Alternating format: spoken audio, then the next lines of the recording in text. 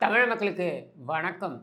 மிகப்பெரிய ஒரு ட்விஸ்ட்டு நேற்று நீதிமன்றங்களில் நடந்திருக்கு. அதில் நம்ம பார்த்தோம், உச்சநீதிமன்றத்தில் என்னுடைய வழக்கு வந்தது. அதில் வந்து நோட்டீஸ் கொடுத்துருக்காங்க தமிழக அரசாங்கத்துக்குன்னு. இது உச்சநீதிமன்றத்து கதை அப்படின்னா, த இங்கே உயர்நீதிமன்றத்தில் நடந்த கூத்து தான் இதை விட பெரிய கூத்து. அது என்னன்னு பார்த்தீங்கன்னா, ஆம்ஸ்ட்ராங் வழக்கு. பகுஜன் சமாஜ் கட்சியுடைய ஒரு தேசிய கட்சி. அந்த தேசிய கட்சியுடைய மாநில தலைவராக இருந்த மறைந்த ஆம்ஸ்ட்ராங் அவருடைய கொலை சம்பந்தப்பட்ட வழக்கு. ஏகப்பட்ட ட்விஸ்ட் அந்த வழக்கில் ஆரம்பத்தில் இருந்தே இருந்து வந்திருக்கின்றதை நம்ம பார்த்து வரோம். அதில் குற்றம் சாட்டப்பட்டிருக்கின்ற நபர்களில் பார்த்தீங்கன்னாக்கா 2 பேர் வந்து இறந்து போகிறாங்க. ஒருத்தரை என்கவுண்டர் பண்ணி கொலை பண்ணுறாங்க, திருவேங்கடம்ங்கிற நபர். இன்னொருவர் A1 அக்யூஸ்டு நாகேந்திரன் என்பவர் உடல்நிலை பாதிக்கப்பட்டு அவர் மருத்துவமனையிலேயே இறந்து போனார் அப்படின்றதை நம்ம பார்த்தோம். அந்த இறப்பிற்கு பார்த்தீங்கன்னாக்க அவருடைய பாடியை கொண்டு போய் அவங்க குடும்பத்தினரிடம் ஒப்படைப்பதற்கு முன்னர் அவங்க குடும்பத்தினரிடமிருந்து சில எதிர்ப்புகள் வந்ததாக சொல்லப்பட்டது. அதற்கப்புறம் அவங்க கொண்டு போய் ஒப்படைக்கிறாங்க. அப்படி ஒப்படைக்கும் பொழுது கூட வெளியிலேருந்து யாரும் வந்து விடக்கூடாது அப்படின்னு சொல்லி மிக மிக கவனமாக, நீங்கள் பார்த்தீங்கன்னாக்கா நூற்றுக்கணக்கில் இல்லை, நான் சொல்கிறது ஆயிரக்கணக்கில் காவல்துறையினர் போட்டு அந்த இறுதிச் சடங்கு நடக்கும் வரையில் மிக கவனமாக கண்கொத்தி பாம்பு போல பார்த்து கொண்டிருந்தது அரசாங்கம் அப்படின்றது தான். அது அந்த சம்பவத்திற்கு ஒரு சில நாட்களுக்கு முன்னர் தான் கரூர் சம்பவம் நடைபெற்றது அப்படின்றது நம்ம எல்லாருக்குமே தெரியும். அந்த கரூர் சம்பவத்தில் போதுமான காவல்துறையினரை அங்கே பாதுகாப்பிற்கு வழங்கவில்லை அப்படின்றது தான் வந்து விஜய் தரப்பில் சொல்லப்படக்கூடிய முக்கியமான ஒரு குற்றச்சாட்டாக இருக்கிறது என்கிற நிலையில் அதை சிபிஐ விசாரித்து கொண்டிருக்கிறது என்ற சூழலில் இங்கே இந்த சம்பவத்துக்கு நாகேந்திரனுடைய இறுதி ஊர்வலத்திற்கு ஆயிரக்கணக்கில் நீங்கள் காவல்துறையினை கொண்டு போய் நிறுத்தினது எதற்காக அப்படின்ற கேள்வி எழுந்தது. அரசாங்கத்திடம் பெருசாக நேரடியாக பதில் வரப்போறதில்லை வச்சுப்போம். ஆனால் இந்த வழக்கில் பார்த்தீங்கன்னாக்க நிறைய ட்விஸ்ட் அண்ட் டர்ன். முதல்ல இருந்தே சிபிஐ விசாரணை வேண்டாம் என்று அரசாங்கம் தரப்பு பிடிவாதம் பிடித்து கொண்டிருக்கிறது. முக்கியமாக பார்த்தீங்கன்னாக்க இந்த சிபிஐ விசாரணைக்கு செல்வதில் சில இடர்பாடுகளை யாரை வைத்து போடுறாங்க அப்படின்னாக்க ஆம்ஸ்ட்ராங் அவருடைய மனைவி பொற்குடி ஆம்ஸ்ட்ராங்கை வைத்தே போடுகிறார்கள் அப்படின்றதையும் கூட நான் வந்து குறிப்பிட்டிருந்தேன். கடந்த சில வாரங்களுக்கு முன்னர் நான் அதை பற்றி குறிப்பிட்டிருந்தேன். திடீரென்று ஒரு மனுவை போடுவது, இந்த மாதிரிலாம் பண்ணுறாங்க.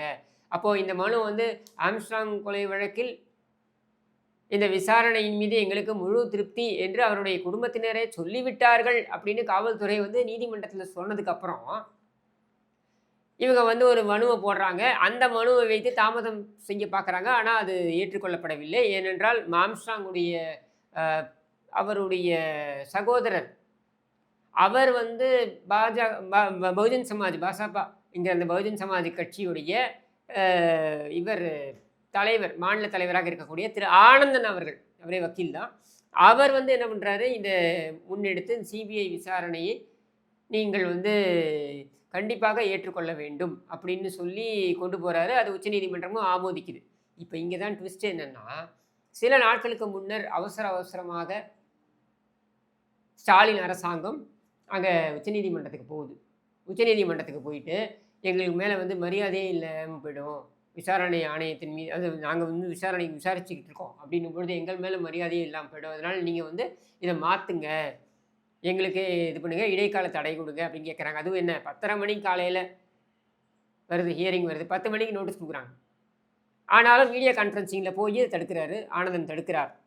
அப்படின்ற நிலையில் இதை எதற்காக இவர்கள் இப்படி தொடர்ந்து இந்த சிபிஐ விசாரணைக்கு எதிராக இவர்கள் ஒரு ஒரு மாதிரி முட்டுக்கட்டைகளை போட்டுக்கொண்டே இருக்கிறார்கள் அப்படின்னு யோசிக்கும் பொழுது தான் நேற்று இந்த பகீர் நிகழ்வு நடந்திருக்கிறது. நீதிமன்றத்தில் ஒரு ட்விஸ்ட்டு என்னன்னு பார்த்தா, அந்த நாகேந்திரன் இருக்கார் பாருங்க, அந்த நாகேந்திரன் என்பவர் இறந்து போனார், அவர் A1 அக்யூஸ்டு, அவர் இறந்து போனார் அப்படின்னு சொல்லப்பட்ட நிலையில் இவர்கள் வழங்கிய பாடி நாகேந்திரனோடதே கிடையாது அப்படின்ற ஒரு அதிர்ச்சி தகவலை ஆனந்தன் அவர்கள் நீதிமன்றத்தில் போட்டு உடைத்தார். நீதிபதியே ஷாக்காரார். அப்போ அவர் கேட்குறாரு, லார்ட்ஷிப் நீங்கள் இப்போ நாங்கள் சொல்கிறோம் அது அவருடைய பாடி இல்லைன்னு, இந்த ஃபோட்டோவை பாருங்கள் அப்படின்னு நாகேந்திரனோட ஃபோட்டோவை காமிக்கிறாங்க. நீங்களும் பாருங்கள். நாகேந்திரன் உயிரோடு இருக்கும்பொழுது எடுத்த ஃபோட்டோ, நாகேந்திரன் பிரேதமாக இருக்கக்கூடிய ஃபோட்டோ. அப்போ ஆனந்தன் என்ன சொல்கிறார் அப்படின்னா, ரேலா மருத்துவமனையில் தான் வந்து கேட்டுட்டு இருந்தார் நாகேந்திரன்.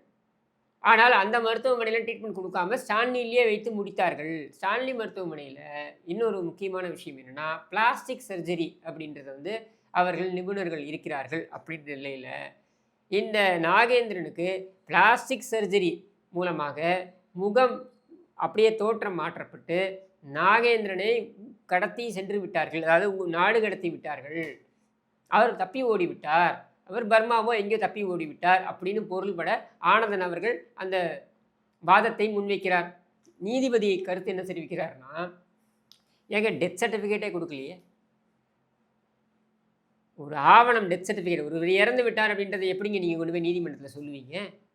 அதற்கான ஆவணம் இருக்கணும்ல. டெத் சர்டிஃபிகேட்டே கொடுக்கவில்லை அப்படின்றத நீதிபதியும் ஆமோதிக்கிறார். அப்போ எப்படி நம்ப முடியும்? இந்த கோர்ட் எப்படி நம்பும்? நீங்கள் கொடுத்த சடலம் தான் அந்த நாகேந்திரனின் சடலம் என்பதனை இந்த கோர்ட் எப்படி நம்பும் அப்படின்றதான் கேள்வி. எவ்வளோ ஒரு முக்கியமான ஒரு வழக்கில், அதாவது ஒரு கட்சியுடைய, ஒரு தேசிய கட்சியுடைய மாநில தலைவர் பகிரங்கமாக வெட்டி சாய்க்கப்படுகிறார். அதுவும் எங்கே வெட்டி சாய்க்கப்படுகிறார்? செம்பியம் காவல் நிலையத்திலிருந்து ஒரு சில 100 மீட்டர்கள் தொலைவிலேயே வெட்டி சாய்க்கப்படுகிறார். மக்கள் நடமாட்டம் அதிகம் இருக்கக்கூடிய ஒரு குறுகிய தெருவில் வந்து அனாயாசமாக வெட்டிட்டு அவன் மாட்டுக்கு நேராக போய் சரண்டராராம். அதுவும் எங்கே?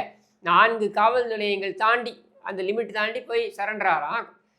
அப்படி நடக்கிற ஒரு சூழலில் இருக்கக்கூடிய அப்பொழுது அந்த சரண்டர் ஆன நபர்களில் முக்கியமான ஒரு நபராக பார்க்கப்பட்ட திருவேங்கடம் என்பவர், அவர் வந்து புழல் சிறையிலிருந்து காவல்துறை விசாரணைக்கு அழைத்து வரும்போது அவர் தப்பி ஓடி போய் மாதாவரம் கிட்ட அவர் ஒரு துப்பாக்கியை எடுத்து, நாட்டு துப்பாக்கியை கண்டுபிடித்து அதை எடுத்து சுட முயன்றார். அதனால் அவர் சுட்டுக் கொல்லப்பட்டார். அடுத்து நாகேந்திரன் A1 அக்யூஸ்ட், முக்கிய குற்றவாளி, அவர் வந்து இறந்து போயிட்டார் அப்படின்னு தெரிவிக்கப்பட்டு அவருடைய பாடியை கொண்டு வந்து அவ்வளவு போலீஸ் பாதுகாப்போட யாருமே கிட்ட அணுக முடியாதபடிக்கு வைத்து அந்த இறுதிச் சடங்கை முடித்தார்கள் அப்படின்னு சொல்லப்படுகின்ற நிலையில் நீங்கள் யோசிச்சு பாருங்க, சாதாரண மக்களுக்கு என்னங்க உத்தரவாதம் இந்த ஆட்சியில்? இப்படியான ஒரு ஒரு விசாரணை நடைபெறும் என்றால், இப்படியான சம்பவங்கள் விசாரணை மேற்கொண்டிருக்கும் பொழுதே, சிபிஐயில் விசாரணை நடந்துக்கிட்டு இருக்கும் பொழுதே இந்த மாதிரியான கூத்தெல்லாம் நடக்கும்னா யோசிச்சு பாருங்க, சாமானியர்களோட நிலை என்ன? ஏன் நீங்கள் டெத் சர்டிஃபிகேட்டை கொடுக்கல? அப்போது கரூரில் இறந்த 41 பேர் இருக்காங்க பாருங்க. அப்போ அங்கேயும் ஒரு குற்றச்சாட்டு வைக்கப்பட்டது பாருங்க. அவசர கதியில் போஸ்ட்மார்ட்டம் நடைபெற்றது அப்படின்னு சொல்லிட்டு, அதில் ஒரு சில பேரை வந்து அவசர கதியை இறுதிச் சடங்கம் செய்ய வைத்தார்கள் அப்படின்ற குற்றச்சாட்டம் வந்தது பாருங்க. இதில் எத்தனை சந்தேகங்களை நம்ம எழுப்ப வேண்டியதாக இருக்குது? ஒரு இறந்து போன, அது ஒரு குற்றம் சாட்டப்பட்ட நபர், அவருடைய டெத் சர்டிஃபிகேட்டை கூட நீங்கள் கொண்டு வந்து கொடுக்க முடியாது என்றால், இதை விட ஒரு மோசமாக ஒரு விசாரணையை ஒரு காவல்துறை நடத்த முடியுமா? இது காவல்துறை தன்னுடைய நேரடி கட்டுப்பாட்டில் இருக்கிறது என்று வேற சொல்கிறாங்க. இதில் இன்னொரு முக்கியமான ஹைலைட் என்ன தெரியுமா? இந்த விஷயம் அரசல் புரசலாக இன்றைக்கு நியூஸ் கார்டாக 2-3 இடத்துல வருது, அவ்வளவுதான். நியாயமாக இது எவ்வளோ பெரிய விஷயமாக எடுத்து விவாதிக்கப்பட்டிருக்க வேண்டும். ஆம்ஸ்ட்ராங் கொலை என்பது எவ்வளோ பெரிய விஷயமாக எடுத்து விவாதிக்கப்பட்டது. அந்த கொலையில் இப்படியான ட்விஸ்ட்டுகள் தொடர்ந்து நடந்து கொண்டிருக்கிறது. அதுவும் அதிர்ச்சி அளிக்கக்கூடிய என்ன மாதிரியான ஒரு குற்றச்சாட்டுங்க? இது சாதாரணமான குற்றச்சாட்டா? ஒரு அக்யூஸ்டு இறந்து போயிட்டான்னு அவங்களுடைய குடும்பத்தினரிடம் கொண்டு போய் கொடுக்குறாங்க பாடியை. அந்த பாடியை அவரோடது இல்லை அப்படின்னு இன்னொரு தரப்பு சொல்லுது அப்படின்னா இது எவ்வளோ ஒரு பெரிய குற்றச்சாட்டு இது. அப்போ இதற்கு அரசாங்கம் தரப்புலேருந்து என்ன பதில் வரப்போகுதுன்றதை பார்ப்போம். ஆனால் ஏன் நீங்கள் வந்து டெத் சர்டிஃபிகேட்டோட கொடுக்கல அப்படின்ற கேள்வி வருது இல்லையா? அப்போ இந்த அரசாங்கம் நினைத்தால் யாரை வேண்டுமானாலும் தப்ப வைக்கலாம். இந்த அரசாங்கம் நினைத்தால் யாரை வேண்டுமானாலும் கொலை செய்யலாம். முக்கியமாக இந்த அரசாங்கம் நினைத்தால் பாடியே கூட மாற்றலாம். போஸ்ட்மார்ட்டம் என்ற ஒரு புது கதையை கூட கொண்டு வரலாம். நடக்காத போஸ்ட்மார்ட்டம் நடந்ததாக கூட சொல்லலாம். இப்படி எதை வேண்டுமானாலும் இந்த அரசாங்கத்தில் நடக்கும், இந்த அரசாங்கத்தின் கீழ் நடக்கும் என்றால் இது ஒரு அரசாங்கமா? இது ஒரு நிர்வாகமா? இதை எடுத்து விவாதித்திருக்க வேண்டாமா? கிழித்து தொங்க விட்டுருக்க வேண்டாமா?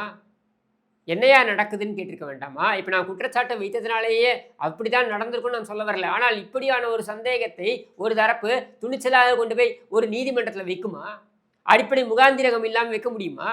அப்போ இப்படியான ஒரு பகீர் தகவலை கொண்டு வந்து வைக்கிறாங்கன்னா இந்த அரசாங்கத்துக்கு கூடுதல் பொறுப்பு இருக்க வேண்டாமா?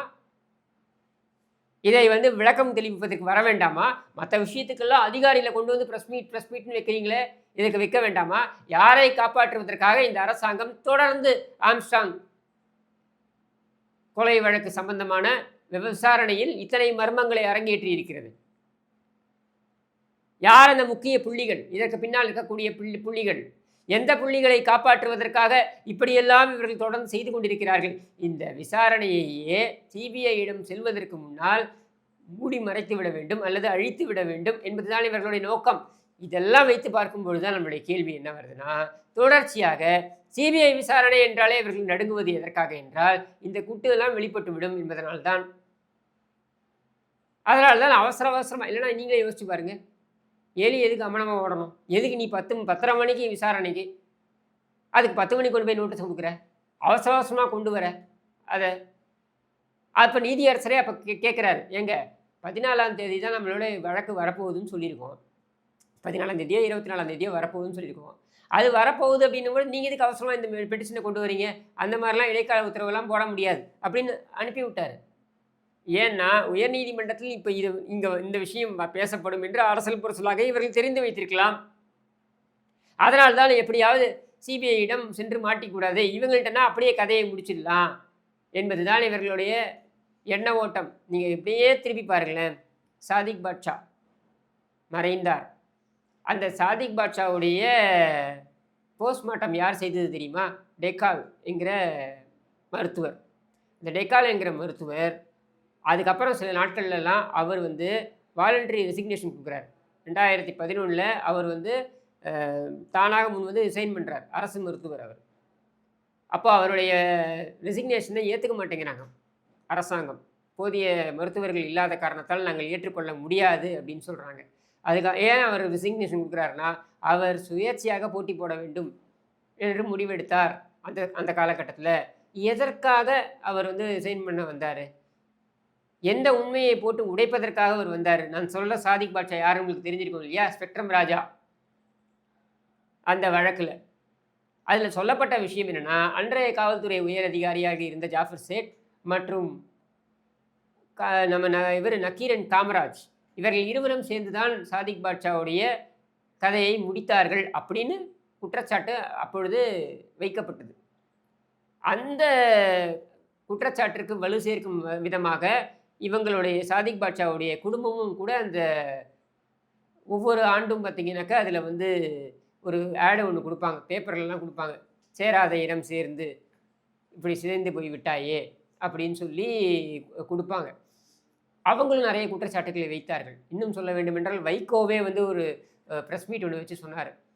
அந்த சாதிக் பாட்ஷாவுடைய மரண வாக்குமூலம், அந்த அவர் எழுதிய கடைசியில் கடிதம், அதில் மிக தெளிவாக ஸ்டாலின் இந்த ஸ்பெக்ட்ரம் ஊழலில் சம்மந்தப்பட்டிருக்கிறார், அதுவும் நேரடியாக சம்மந்தப்பட்டிருக்கிறார். ஸ்பெக்ட்ரம் என்பதை விட அந்த கலைஞர் டிவிக்கு பணம் வாங்கின அந்த விஷயத்தில் சம்மந்தப்பட்டிருக்கிறார்.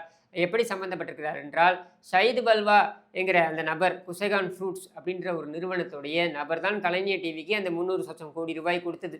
அந்த 300 லட்சம் கோடி ரூபாய்க்கான காசோலையே கல்கத்தாவிலிருந்து சாதிக் பாட்ஷாவுடன் இந்த ஷஹீத் பல்வா வந்து ஸ்டாலின் வீட்டில் தான் அந்த பணத்தை கொடுத்தார்கள் அப்படின்றது தான் அந்த வாக்குமூலம்.